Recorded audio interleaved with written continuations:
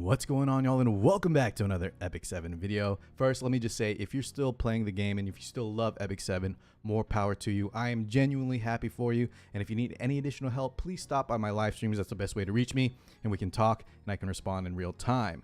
That being said, the reason for this video is I've been seeing so many more players, both on Reddit, on Discord, especially in my streams and my community, saying I'm getting more burnt out, there's less things to do in Epic 7, and worse, some people are even taking breaks or end up even quitting, at least until we get some, more content for the game. So in this video, let's address two things. Number one, I want to quickly cover all the stuff that Smilegate has either previewed or even promised us that we have yet to receive. And then second, just all the huge quality of life updates that I think that the entire player base has been asking for, would love, and that Smilegate has yet to even consider or address. So buckle in. And by the way, guys, those of you that are getting burnt out, that have less things to do, stay tuned. I have a huge tournament that I want you all to sign up for right now, but we'll get more into that later. First thing on the agenda, let's discuss the features in Epic 7 that were promised way back when, but have yet to be delivered.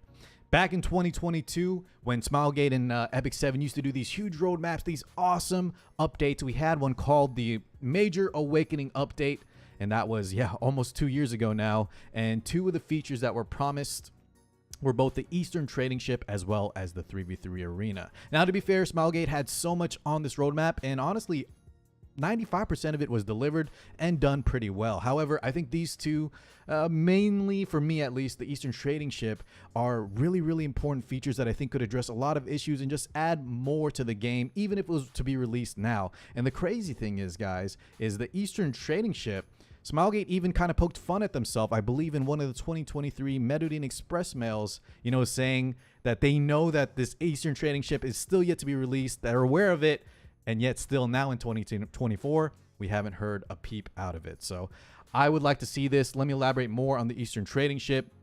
They kind of highlighted that this would be a feature where we could send out both heroes and pets and then get currency in return. And I think this could be built upon the normal dispatch that we have currently in the game. If you weren't aware, most of y'all should know this, but your characters even have like certain skills and things like that that can that are bonuses for these kind of dispatch missions. And I think they could add onto that big time, as well as just have pets make an impact as well, in terms of just having more heroes varied, as well as more pets in your roster to get more and more currencies from this Eastern Trading Ship. And additionally, this could be a good way to address currently some resource lacking areas of the game, such as Molagora, charms, reforged materials, whatever it might be. I know some players need catalysts as well.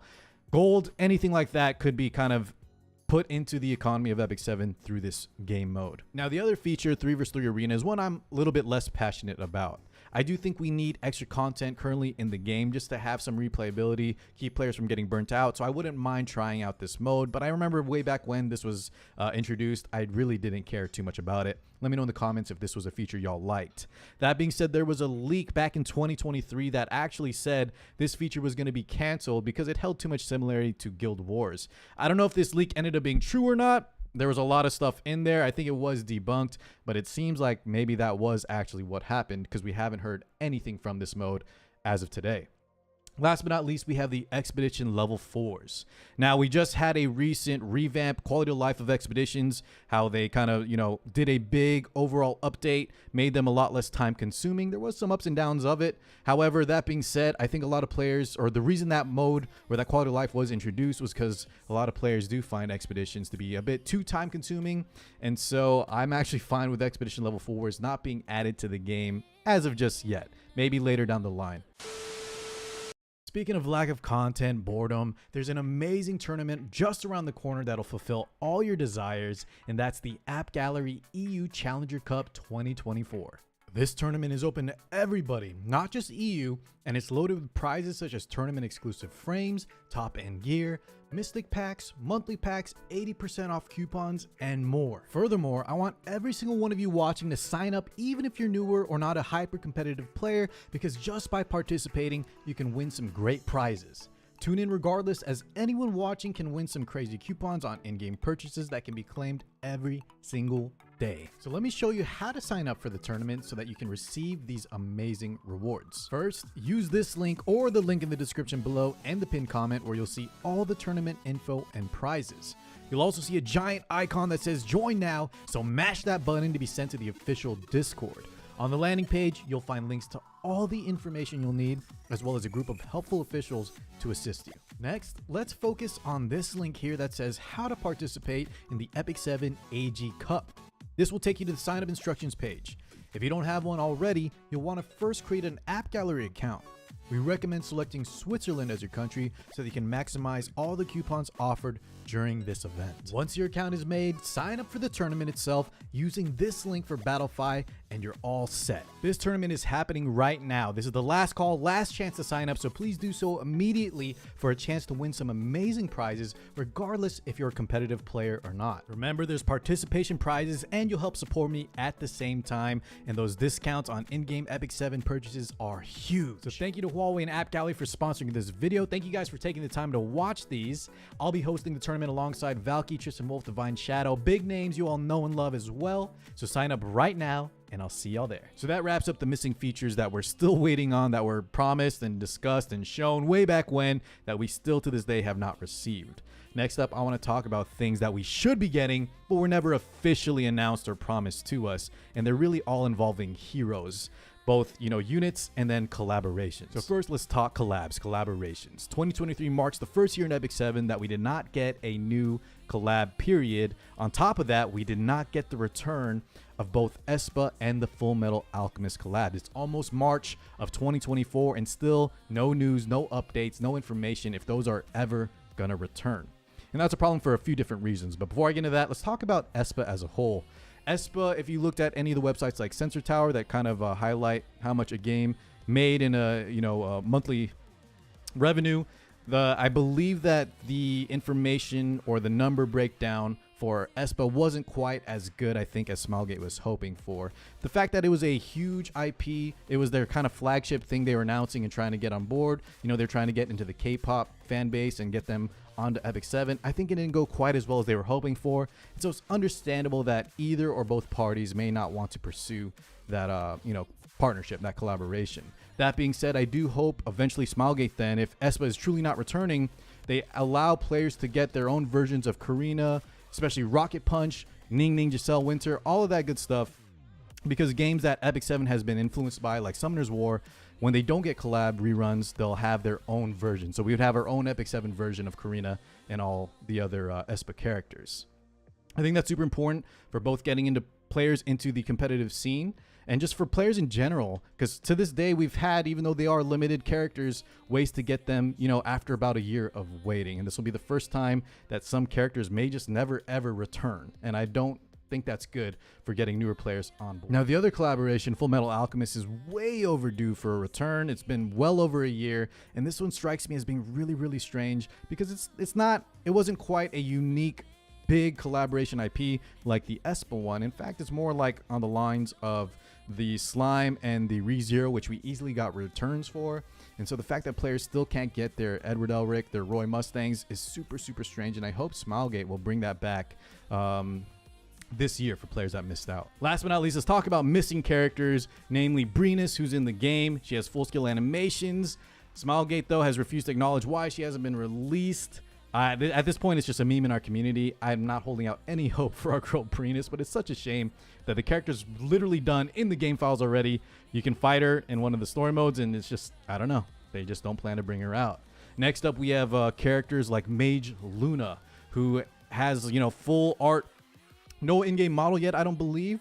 But it seems like I was hoping last year or even before that, I was hoping this was going to be a skin or a playable character, maybe even a Moonlight version of Luna.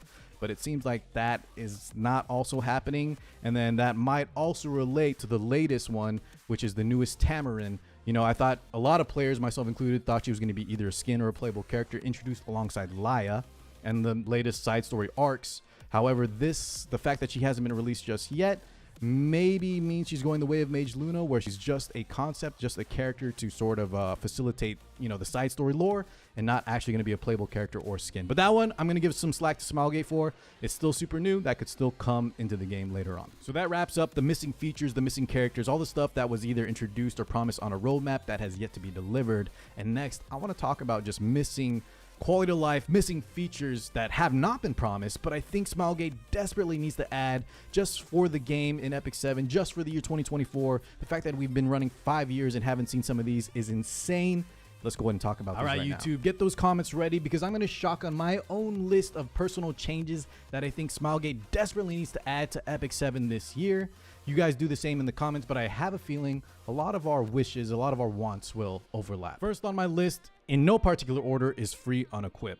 I think free Unequip in general is something we desperately need in year 5 of the game, and I think at the start of Epic 7, it was necessary either in terms of balance because Guild Wars was the main competitive aspect of the game, but now it's just an unnecessary gold sink that I think puts a lot of strain on players, especially on their creativity, on building new characters, on trying new builds.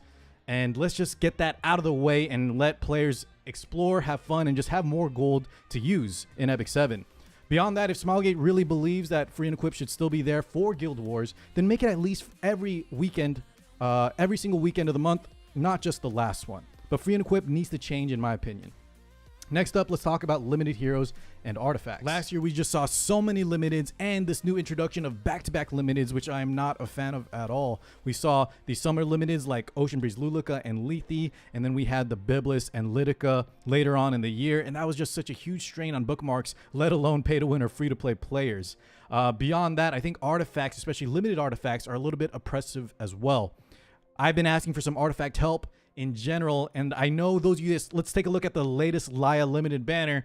Both her and her artifacts were insane, and if you're trying to go for additional artifacts, yes, you can buy one with powder, but if you're unlucky, guys, and you spend a lot of bookmarks, a lot of those artifacts you get can just be off-banner artifacts, and that feels extremely terrible, especially on a limited banner that's going to go away. So 2 changes I would love to see in this regard is, number 1, spread out the rate of limiteds, or at least try to avoid back-to-back limiteds. Give us some time to know their skill sets, plan ahead, and plan our bookmarks accordingly. And number 2, give us some help with limited artifacts on the limited banners. Either additional artifacts to purchase with powder, maybe allow us to pick a artifact when we hit pity, or my biggest hope, which I doubt will ever happen, is make sure that there are no off-banner artifacts, period, on a limited banner. Last but not least, let's talk about balance and PvP replayability, PvP shop, etc. Number 1, balance. I think a lot of us have just felt that the balance patches as a whole are either underwhelming, sometimes they're just kind of tone deaf, they miss what the players really want, and also additionally, I think they just take too long to come out.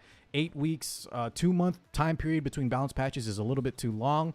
I think if they want to increase that rate, we could see more heroes being cycled, or it just feels better to get balance patches more frequently, even if that means they're going to lessen the amount we get in a single balance patch. On top of that, this is a little bit harder to ask, but try to make sure the balance patches at least, you know, feel impactful, address heroes that are underplayed, underutilized, that the community actually wants, and stop adding filler artifacts and heroes that no one is really asking for. Last but not least, let's talk about replayability, and that's mainly from the PvP shop. I would love to see like a real-time arena shop, and I know some players aren't a big fan of that, especially those that don't like to play competitively, but there's ways to add this that it's fun and not mandatory. You don't feel like you have to do RTA, and additionally, for players that want to play Epic 7 as a main game, this will give them reason to want to grind, at least step into RTA. RTA, I think, is declining in terms of activity, in terms of players joining it. And I think RTA shop, or just some kind of shop to get stuff, make it feel like what you're doing on a day-by-day basis has meaning, has value, and gives you some rewards or currency. Last but not least, I think Smilegate needs to address gear in some fashion. We need to allow some gearing mechanics, catch-up mechanics, allow players that are either returning or starting out to eventually be able to compete, set foot in areas like real-time arena without being dominated by players that have been playing for a long time or have whaled out a ton. Players that have put in the grind, that have put in some money, should have better gear overall, better gear quality, but I think the gap is a little bit too wide. We need to allow players to feel like they're continually gaining progress and eventually able to set foot in competitive areas, or even non-competitive, just feel like their gear is actually usable, feel good, and allow them to have easier acquisition. Whatever Smilegate deems necessary, make substats easier to obtain, allow more catch-up mechanic like free 88 sets. Anything that will allow players to lessen the gear grind, I think, will go a long way in avoiding burnout. So in closing, like I mentioned at the start of the video, if you are currently enjoying Epic 7, I am so happy for you. This is still my #1 game. I love this game and I wanted to succeed. That's why I'm going over all the changes that I think we need this year. So once again, stop by any of my live streams. Make sure you sign up for the Huawei tournament. And thank you as always for watching. I'll catch you all in the next one. Peace out, guys.